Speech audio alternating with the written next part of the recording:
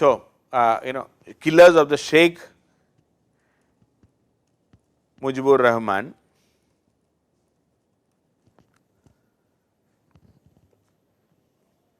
and what happened to them.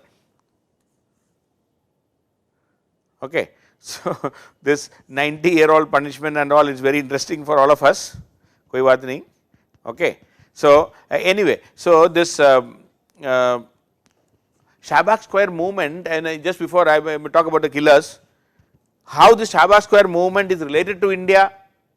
See, that secularism, the issue is secularism, otherwise India did not participate.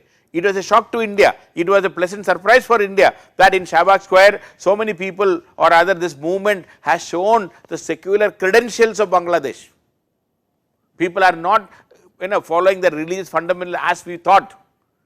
The general impression about Bangladesh before that was that more and more people are becoming religious fundamentalists. That is not happening, otherwise there is no direct link between India but a secular Bangladesh is easy to handle. There is a lot of commonality between India and Bangladesh then. That is why for India Shahbag Square movement is very crucial. That is a reassurance to India that we can deal with Bangladesh more openly and cleanly because of their secular credentials. Anyway, so now coming to the killers of Sheikh Mujibur Rahman, what happened? So, as it was a long trial again, 1975 the killing took place and finally it was the justice was done only in 2010. In 2010 final justice. Okay. In 2010 final justice took place. So, this the men who killed the Sheikh Mujibur Rahman, his wife, 3 sons, 2 daughter-in-laws, almost 20 people were assassinated during that time or more than 20 people. And they were given some sort of immunity. The what has happened was that in 1975, as I told you, in August 15, it was in fact August 15, 1975 during the Independence Day for India, and on that day this this crime took place. He was a pre-dawn attack on the in the presidential palace. Army tanks rolled in and they were all summarily executed. And as I told you, Sheikh Hasina and her sister and both of them were not in Rehana,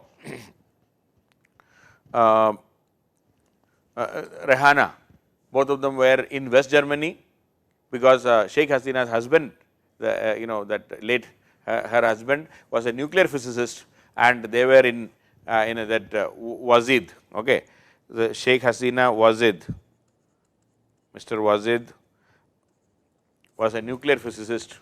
He was in West Germany at that time. Then from 1975 to 81, Sheikh Hasina lived in India, as I told you, in New Delhi, in Pandara Road. Okay. Then in 75 itself, the new government in September 1975,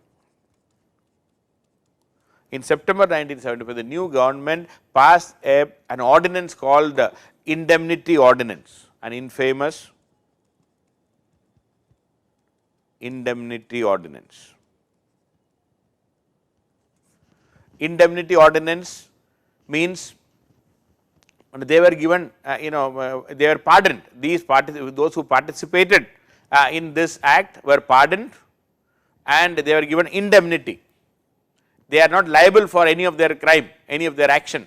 That is what it is said. It was in September 1985. Again, in 1979, the BNP government, the Ziaur Rahman government ratified by passing an Indemnity Act.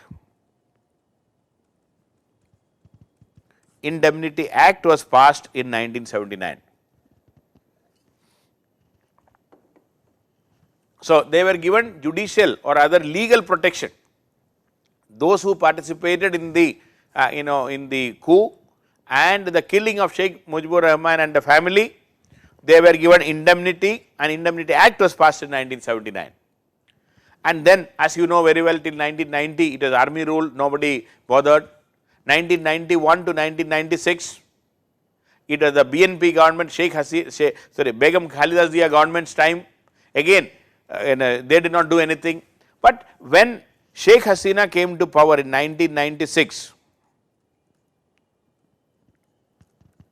Sheikh Hasina came to power in 1996, Awami League, and so when they came to power in 1996, in November 1996, the Parliament,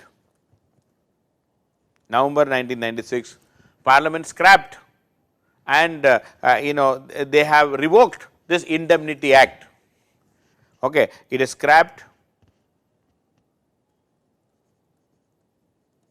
the Indemnity Act. It is declared that this act is no more valid.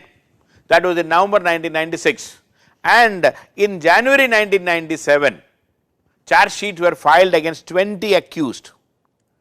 Okay, in January 1997, charge sheet against 20 army officers were identified, and 20 accused were identified. Charge sheet was filed, and in 1998, things went quite fast because Sheikh Hasina government was going on. They have in 1998, the Sessions Court gave capital punishment, death penalty for 15 out of the 20, 15 ex-army officers were sentenced to death, capital punishment for 15 of them. Then in 2001, the appeal into the High Court, the High Court upheld 12 out of 15. 12 out of 15 accused. In 2001, the High Court upheld the capital punishment. Okay, 12 out of 15 of them, their capital punishment were upheld. That was in 2001. That was in April 2001. But please remember, by October, Sheikh Hasina lost power. By October 2001, when Begum Khalida Zia became Prime Minister again.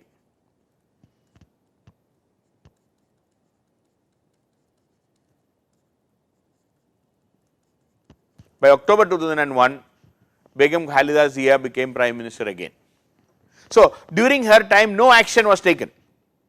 So this 12 out of them, 12 out of 15 were, when their capital punishment was upheld by the High Court, but unfortunately no further action.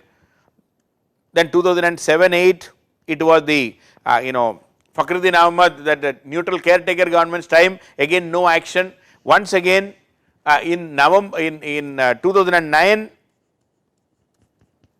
Awami League came back to power. 2009, Awami League came back to power. Once again, the process started. Supreme Court, rejected. Out of this 12, what happened was that out of this 12, only 5 of them were arrested because the rest of them were not present in the country. 5 officers,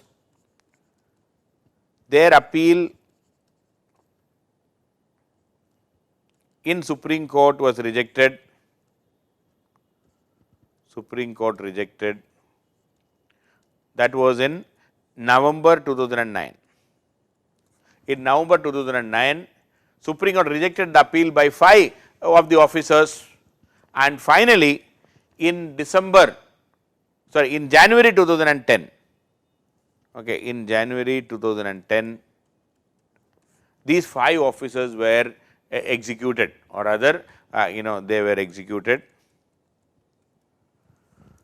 The rest of them, okay, the rest of them continued because 5 of them they were never arrested. 1 of them died. So whatever happened is, out of the 12 who were sentenced to death, only 5 of them Bangladesh could capture, and these 5 were executed in 2010 January. Please remember, August 15, 1975, the crime took place, and finally those killers, 20 of them were identified. The trial started against 20. 15 of them were sentenced to death by the trial court or the Sessions Court. High Court upheld the capital punishment of 12 of them. Out of them, only 5 of them were arrested because the rest of them were not present in the country. 1 of them died outside the country, and he was no more. So, these 5 officers who were arrested and finally they were executed in January 2010, just 35 years after the killing, almost 35 years after the killing of the founder of Bangladesh, Sri Sheikh Mujibur Rahman or Banga Bandhu, and that is why his like Mahatma Gandhi in India, Banga Bandhu Sheikh Mujibur Rahman, like Mahatma what we have given to our Mohandas Karamchand Gandhi, same thing in Bangladesh, Sheikh Mujibur Rahman is known as Banga Bandhu. So, Banga Bandhu, Sheikh Mujibur Rahman was, so his killers were executed after 35 years. So, that is how this event ended. So, this was possible only because Awami League and Sheikh Hasina became the Prime Minister. Had it been anybody else, this would not have been possible. Okay. So, anyway, so that is how the Bangladeshi history, very turbulent history. You have seen the Shahbag Square movement, we have seen this the killing of and the execution of the killers of the Sheikh Mujibur Rahman, then how democracy is in trouble in Bangladesh we have seen. So, it is a very turbulent history of Bangladesh we can say.